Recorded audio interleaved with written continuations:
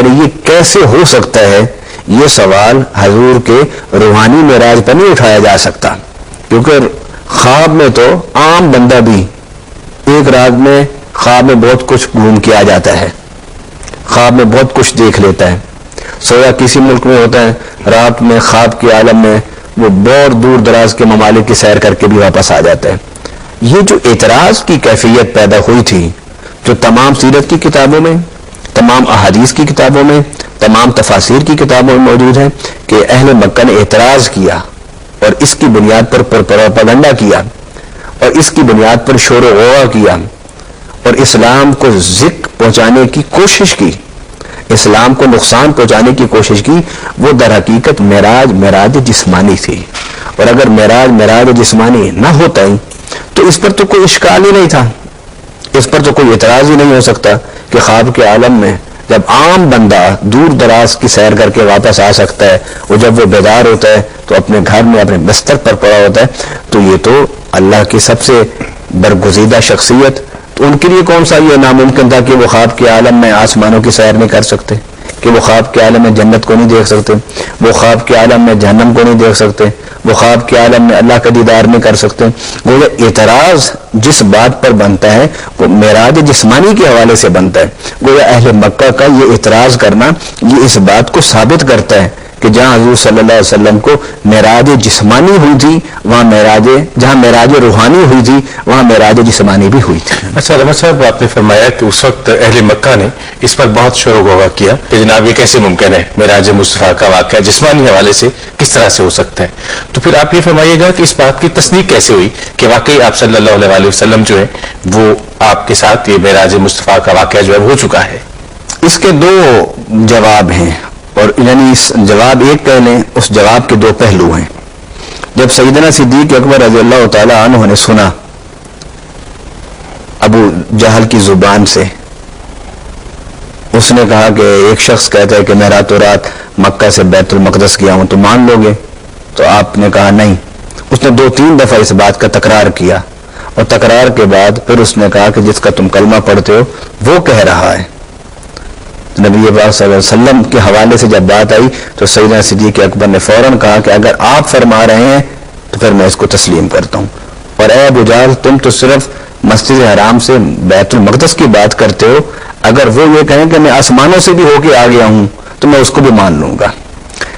اب اس جواب کی طرف میں آ رہا ہوں کہ حضور صلی اللہ علیہ وسلم کے پاس وہ آئے. حضور صلی اللہ علیہ وسلم نے بڑی خوشی کا اظہار فرمایا، کیونکہ ابو بکر صدیق کے اس جواب سے جو مکہ میں مسلمان تھے، جن کے قدم ڈگمگا گئے تھے کفار کے پروپیگنڈا سے، وہ ثابت قدم ہو گئے. تو حضور کو ایک بہت بڑی خوشی ہوئی سیدنا ابو بکر صدیق کے اس جواب پر، اور آپ کے اسی جواب پر اللہ تعالیٰ نے آپ کو صدیق اکبر کہا. آپ کے اسی جواب پر حضور صلی اللہ علیہ وسلم نے آپ کو صدیق اکبر کا لقب دیا. تو حضور صلی اللہ علیہ وسلم نے مسکراتے ہوئے فرمایا، اے ابو بکر، تم نے اس بات کو کیسے تصدیق کر دی کہ میں راتوں رات گیا اور راتوں رات واپس آ گیا؟ کتنا ایمان افروز جواب دیا سیدنا صدیق اکبر نے. آپ نے عرض کیا، رسول اللہ صلی اللہ علیہ وسلم، آپ نے فرمایا کہ اللہ ہے، ہم نے دیکھے بغیر تصدیق کر دی. آپ نے فرمایا جنت ہے، ہم نے دیکھے بغیر تصدیق کر دی. آپ نے فرمایا کہ جہنم ہے، ہم نے دیکھے بغیر تصدیق کر دی. یا رسول اللہ صلی اللہ علیہ وسلم، کیا مکہ سے بیت المقدس ہو کے واپس آنا یہ بڑا امر ہے؟ یہ اللہ کے وجود کی تصدیق بڑا امر ہے. ہمیں تو آپ کے کہنے پر اتنے بڑے امور کی تصدیق کر دی ہے، تو اتنے بڑے امور کے مقابلے میں یہ تو کوئی بڑا امر نہیں ہے، یہ تو کوئی بڑا معاملہ نہیں ہے. ایک تو یہ، اور دوسری بات کہ اہل مکہ جب نبی صلی اللہ علیہ وسلم نے یہ فرمایا نا، تو انہوں نے کچھ مکہ والے ایسے تھے جنہوں نے بیت المقدس دیکھا ہوا تھا. انہوں نے سوال کیے، بتائیے بیت المقدس کیسا ہے، اس کے کتنے ستون ہیں؟ حضور صلی اللہ علیہ وسلم نے جب یہ سوال سنا تو آپ سوچنے لگے. دیکھیے ہم لوگ کہیں اگر سیر کو جاتے ہیں تو وہاں ستون تھوڑی گنتے ہیں کھڑے ہو کے. کوئی بادشاہی مسجد چلا جائے اور وہ آ کر کہے کہ میں بادشاہی مسجد گیا تھا، اگلا نہ مانے گا مجھے بتاؤ کتنے ستون ہیں اس کے، تو میں تو جواب نہیں دے سکوں گا اس کا. حضور صلی اللہ علیہ وسلم سے جب یہ سوال کیا گیا تو سوال کے دوران جب حضور صلی اللہ علیہ وسلم جواب دینے کا ارادہ فرما رہے تھے اور سوچ رہے تھے، اللہ تعالیٰ نے کہا کہ بیت المقدس حضور کے سامنے کھڑا کر دو. تو تو حضور صلی اللہ علیہ وسلم نے بیت المقدس کے ستون گنے اور گن کے بتا دیے کہ اتنے ستون ہیں. پھر حضور صلی اللہ علیہ وسلم نے انہوں نے کہا کہ ہمارا ایک قافلہ راستے میں تھا, اس کے بارے میں بتاؤ, اگر تم گئے ہو. تو حضور صلی اللہ علیہ وسلم نے اس قافلے کے بارے میں بتایا. اس قافلے کے حوالے سے چند گم شدہ چیزیں جن کو وہ لوگ تلاش کر رہے تھے قافلے والے, ان کے بارے میں بتایا. اور پھر آپ نے فرمایا کہ جس رفتار سے وہ چل رہے تھے اگر وہ اسی رفتار سے چلتے رہے تو فلاں دن فلاں تاریخ کو فلاں وقت وہ مکہ میں آ جائیں گے. اب وہ کفار بیٹھ گئے, اہل مکہ بیٹھ گئے دیکھنے کے لیے کہ واقعی وہ قافلہ آتا یا نہیں آتا.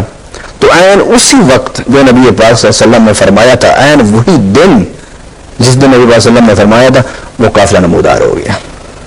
تو اس کے بعد اب تاریخ کو دیکھیے آپ, اس واقعے کی صداقت کو جاننے کے باوجود ایک بھی سردار نے کلمہ نہیں پڑھا تھا, بلکہ ان کے دل میں حضور صلی اللہ علیہ وسلم کی بغض اور عناد میں اضافہ ہو گیا اس واقعے کو دیکھنے کے بعد. گویا نبی پاک صلی اللہ علیہ وسلم کے جو ماننے والے تھے انہوں نے تو یہ کہا کہ یا رسول اللہ, اس سے بڑے بڑے معاملات کی ہم نے آپ کے کہنے پر تصدیق کی ہے, تو یہ تو اس بڑے معاملات کے مقابلے میں یہ تو ایک چھوٹا سا معاملہ ہے یا رسول اللہ. اور جو نہ ماننے والے تھے ان کو نبی پاک صلی اللہ علیہ وسلم نے بیت المقدس کی کیفیت, تعمیر اور انداز تعمیر اس کے بارے میں باخبر کیا اور قافلے کے بارے میں بتایا. رحمت اللہ عالمین صلی اللہ علیہ وسلم نے ان عقلی دلائل کے ذریعے سے اپنے واقعہ معراج کو ان کے سامنے ثابت فرما دیا. اچھا رحمت صاحب, معراج مصطفیٰ پہ روایات میں آتا ہے کہ آپ صلی اللہ علیہ وسلم اور خدائے بزرگ و برتر کے درمیان کچھ تحائف کا بھی تبادلہ ہوا تھا. آپ اس حوالے سے ہماری کچھ رہنمائی فرمائیے گا. جب نبی پاک صلی اللہ علیہ وسلم اللہ کی بارگاہ میں حاضر ہوئے تو آپ نے عرض کی التحیات للہ والصلوات والطیبات, اے اللہ کہ میرے مالی قربانی ہے, ہماری بدنی قربانی ہے, ہماری جانی قربانی ہے, جسمانی قربانی ہے, ساری ہماری عبادتیں, ساری ہماری قربانی ہیں, یہ سب اے اللہ تیرے لیے ہیں.